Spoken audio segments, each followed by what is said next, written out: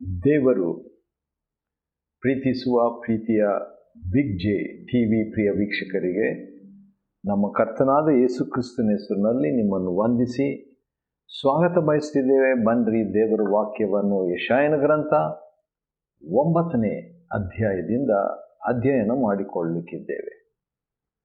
The book of Isaiah chapter 9. ಪರಿಸ್ಥಿತಿ ಹೀಗಿದೆ. ಇಬ್ಬರು ದೇಶದವರು ಆಹಾಜನ ವಿರುದ್ಧವಾಗಿ ಯುದ್ಧಕ್ಕೆ ಬರ್ತಿದ್ದಾರೆ. ಅಂಥ ಸಂದರ್ಭದಲ್ಲಿ ಆಹಾಜನ ಸ್ನೇಹಿತನಾದಂಥ ಯೆಶಾಯನ ಮುಖಾಂತರವಾಗಿ ದೇವರು ಒಂದು ಗುರುತನ್ನು ಕೊಟ್ಟಿರ್ತಾನೆ. ಆ ಗುರುತು ಏನೆಂದರೆ, ಯಾವ ರೀತಿಯಾಗಿ ಮಾನವನ ಸಹಾಯ ಇಲ್ಲದೆ ಒಂದು ಕನ್ನಿಕೆ ಮಗುವನ್ನು ಹಡೆಯೋದಕ್ಕೆ ಸಾಧ್ಯವೋ, ಅದೇ ರೀತಿಯಾಗಿ ದೇವರು ಮಾನವನ ಸಹಾಯ ಇಲ್ಲದೆ ದೇವರು ತಾನೇ ಒಂದು ಅದ್ಭುತವನ್ನು, ಗುರುತನ್ನು ತನ್ನ ಜನರಿಗೋಸ್ಕರವಾಗಿ ಮಾಡುವುದಾಗಿ. ಆ ರೀತಿಯಾಗಿದ್ದಾಗ ದೇವರ ವಾಕ್ಯಕ್ಕೆ ಆದ್ಯತೆಯನ್ನು ಕೊಟ್ಟಂಥವರಿಗೆ ಬೆಳಕು, ದೇವರ ವಾಕ್ಯಕ್ಕೆ ಆದ್ಯತೆಯನ್ನು ಅಂದರೆ ದೇವರು ಉಪದೇಶಕ್ಕೂ ದೇವರ ಬೋಧನೆಗೂ ವಿಚಾರಿಸದವರಿಗೆ ಕತ್ತಲು, ಅದು ಕಾರ್ಗತ್ತಲು. ಆದರೆ 9ನೇ ಅಧ್ಯಾಯದ 1ನೇ ವಚನದಲ್ಲಿ, ಆದರೆ ಸಂಕಟಪಟ್ಟ ದೇಶಕ್ಕೆ ಅಂಧಕಾರವಿನ್ನಿಲ್ಲ.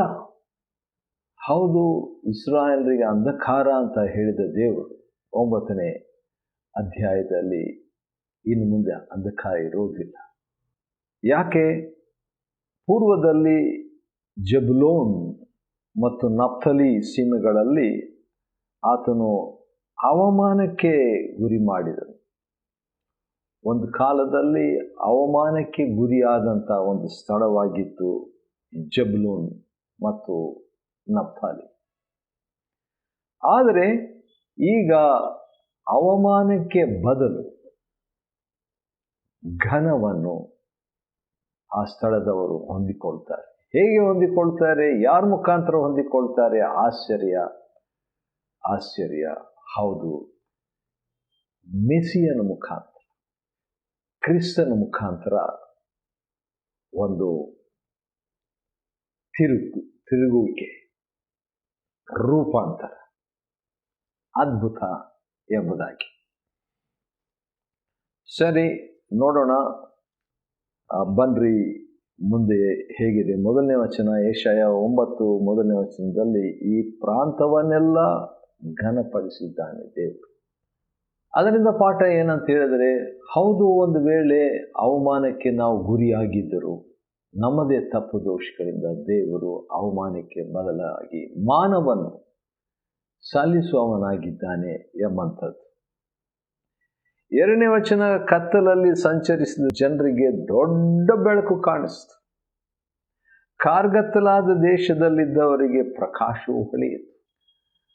ದೇವರ ವಾಕ್ಯದಿಂದ ಬೆಳಕು 8ನೇ ಅಧ್ಯಾಯ.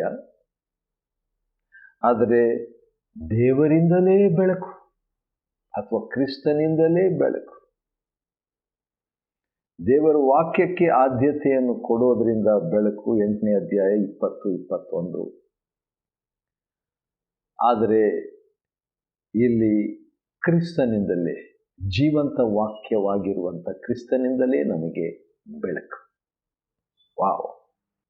ಯಾವ ರೀತಿಯಾಗಿ ಆ ಬೆಳಕಿರ್ತದೆ? 3ನೇ ವಚನ ಏನಂತ ಹೇಳಿದರೆ, ನೀನು ಪ್ರಜೆಗಳನ್ನು ವೃದ್ಧಿಗೊಳಿಸಿದ್ದಿ, ಅದೊಂದು ಬೆಳಕು. ಅವರಿಗೆ ಸಂತೋಷವನ್ನು ಹೆಚ್ಚಿಸಿದ್ದಿ, 2ನೇ ಗುರುತು. ಸುಗ್ಗಿ ಕಾಲದಲ್ಲಿ ಜನರು ಹರ್ಷಿಸುವ ಹಾಗೂ ಕೊಳ್ಳೆಯನ್ನು ಹಂಚಿಕೊಳ್ಳುವವರು ಹೆಚ್ಚಳ ಪಡುವ ಹಾಗೂ ನಿನ್ನ ಮುಂದೆ ಆನಂದಿಸ್ತಾರೆ. 3ನೇದು ಸಂತೋಷ ಅಲ್ಲ, ಆದರೆ ದೇವರ ಮುಂದೆ ಸಂತೋಷ. ಹೌದು, ನಮ್ಮ ಕರ್ತನಾದ ಯೇಸು ಕ್ರಿಸ್ತನು ಮಾಡುವಂಥದ್ದು ಇದೆ. ಅವಮಾನಕ್ಕೆ ಗುರಿಯಾದಂಥ ನಮ್ಮನ್ನು ಆತನು ಮಾನ ಸಲ್ಲಿಸಿ ಘನವನ್ನು ನಮಗೆ ಕೊಟ್ಟು ನಮಗೆ ಸಂತೋಷವನ್ನು, ಆನಂದವನ್ನು, ಆತನ ಮುಂದೆ ಆನಂದಿಸುವಂಥದ್ದನ್ನು ಆತನು ಕೊಡುವ ಆತನಾಗಿದ್ದಾನೆ. ಅಂಥವರಿಗೆ ಏನಾಗ್ತದೆ? 4ನೇ ವಚನ, ಒಂದು 5 ನಕಾರಾತ್ಮಕವಾದ ವಿಷಯಗಳು ಮತ್ತು 5 ಸಕಾರಾತ್ಮಕವಾದ ವಿಷಯಗಳು ಆಗುವಂಥದ್ದನ್ನು ಗಮನಿಸಬಹುದು.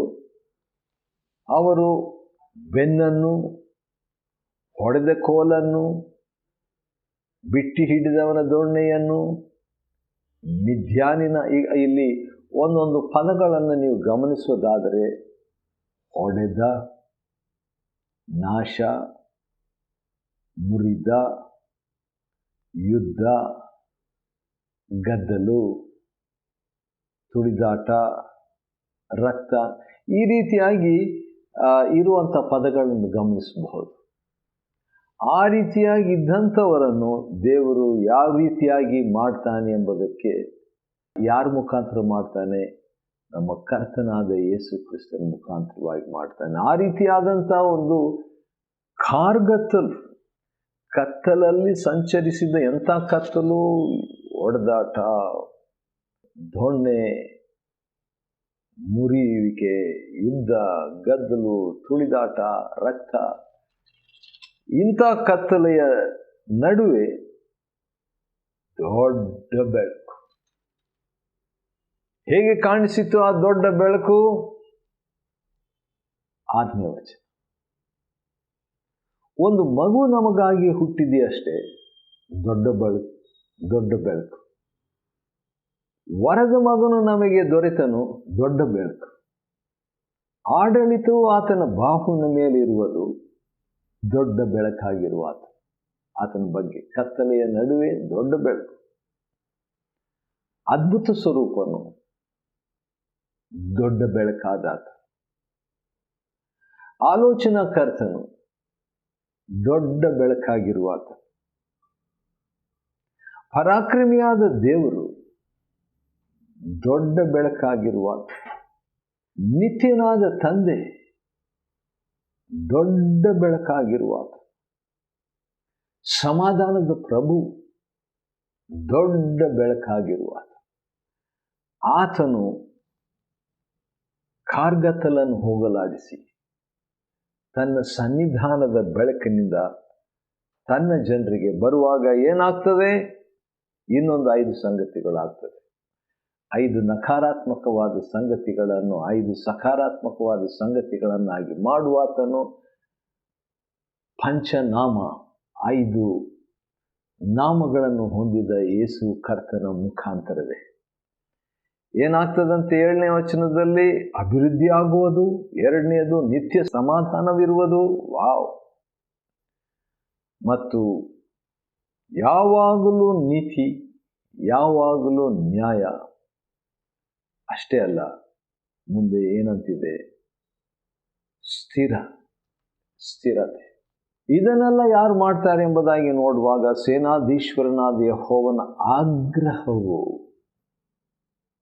ಇದನ್ನು ನೆರವೇರಿಸುವುದು. ವಾವ್, ಆಶ್ಚರ್ಯವಲ್ವಾ? ಹೌದು. ಕರ್ತನು ಯಾಕೋಬ್ಯರಿಗೆ ವಿರುದ್ಧವಾಗಿ ಒಂದು ಮಾತನ್ನು ಹೇಳಿ ಕಳಿಸಿದನು, ಆದರೆ ಇಸ್ರಾಯೇಲರಿಗೆ ಅದು ತಗಲಿತು. ಹೌದು, ಯೆಹೋವನು ರೆಚೀನನ ವೈರಿಗಳನ್ನು ಅವರಿಗೆ ವಿರುದ್ಧವಾಗಿ ಹೆಚ್ಚಿಸಿದ್ದಾನೆ. ಹೌದು, ಹೀಗಿದ್ದರೂ 13ನೇ ವಚನ, ಆ ಜನರು ತಮ್ಮನ್ನು ಹೊಡೆದಾತನ ಕಡೆಗೆ. ವಾವ್, ದೇವರು ಯಾಕೆ ತನ್ನ ಜನರಿಗೆ, ಜನರಿಗೆ ಸಮಸ್ಯೆಯನ್ನು ಅನುಮತಿಸ್ತಾನೆ ಎಂಬುದಕ್ಕೆ 2 ಕಾರಣಗಳು. ಹೊಡೆದಾತನ ಕಡೆಗೆ ತಿರುಗಿಕೊಳ್ಳಬೇಕು, 13ನೇ ವಚನ. ಸೇನಾಧೀಶ್ವರನಾದ ಯೆಹೋವನನ್ನು ಸೇವಿಸಬೇಕು. ಜನರ ವಿಷಯದಲ್ಲಿ ದೇವರು ತಿದ್ದುವಾಗ 2 ಕಾರ್ಯಗಳನ್ನು ನಿರೀಕ್ಷಿಸ್ತಾನೆ. ಒಂದು, ದೇವರ ಕಡೆಗೆ ತಿರುಗಬೇಕು.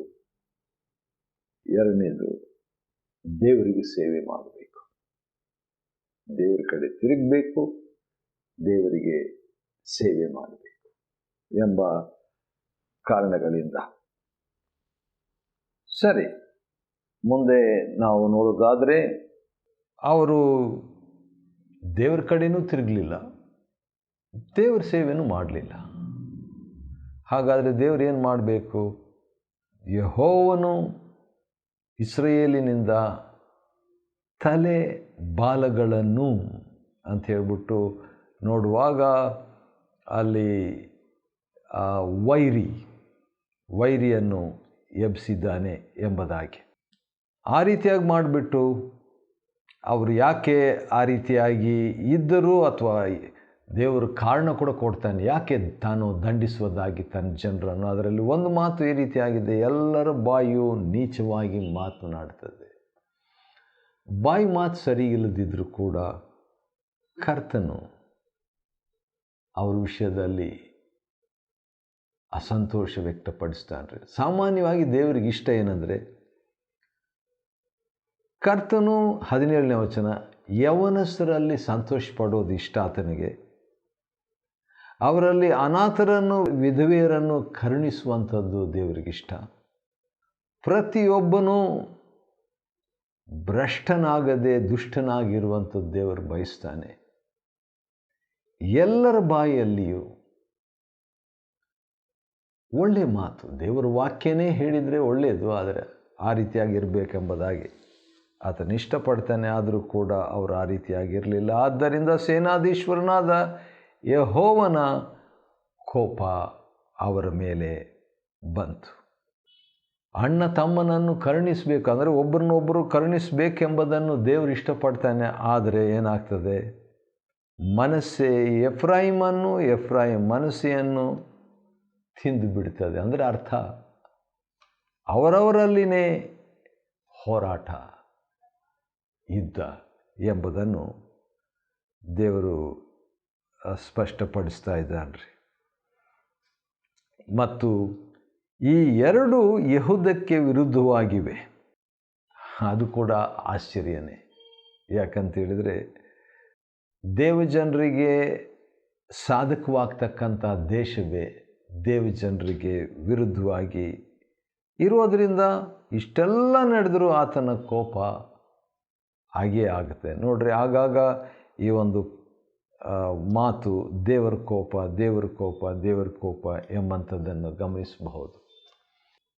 ಈ ಮಾತನ್ನು ಯೆಶಾಯನು ಹೇಳಿದಾಗ ಇದು ಯೇಸು ಕ್ರಿಸ್ತನ ವಿಷಯವಾಗಿದೆ, ತನ್ನ ಮೆಸ್ಸಿಯನ್ನು ಕುರಿತಾಗಿದೆ ಎಂಬುದಾಗಿ ಅವನಿಗೆ ಗೊತ್ತಿತ್ತೋ ಏನೋ. ಆದರೆ ನಮಗಿಂದು ಗೊತ್ತಾಗಿದೆ ಯೆಶಾಯನ ಈ ರೀತಿಯಾಗಿ ಇರುವಂಥದ್ದು ಎಷ್ಟೋ ಸಂತೋಷಕರವಾದಂಥ ಸಂಗತಿ. ಯಾವಾಗ ಒಂದು ದೇವರ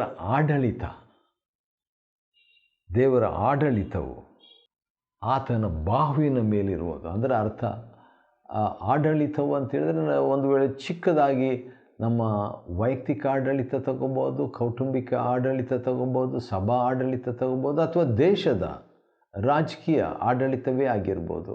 ಅದನ್ನು ದೇವರ ಕ್ರಿಸ್ತನ ಭುಜದ ಮೇಲಿಡುವಾಗ ನಾವು ಅದ್ಭುತವನ್ನು ಅನುಭವಿಸ್ತೇವೆ, ಆತನ ಆಲೋಚನೆಯನ್ನು ಪಡ್ಕೊಳ್ತೇವೆ.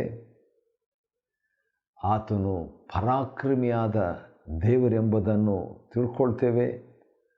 ಆತನು ನಿತ್ಯನಾದ ತಂದೆ ಎಂಬಂಥ ಅನುಭವ ನಮಗಾಗುತ್ತೆ.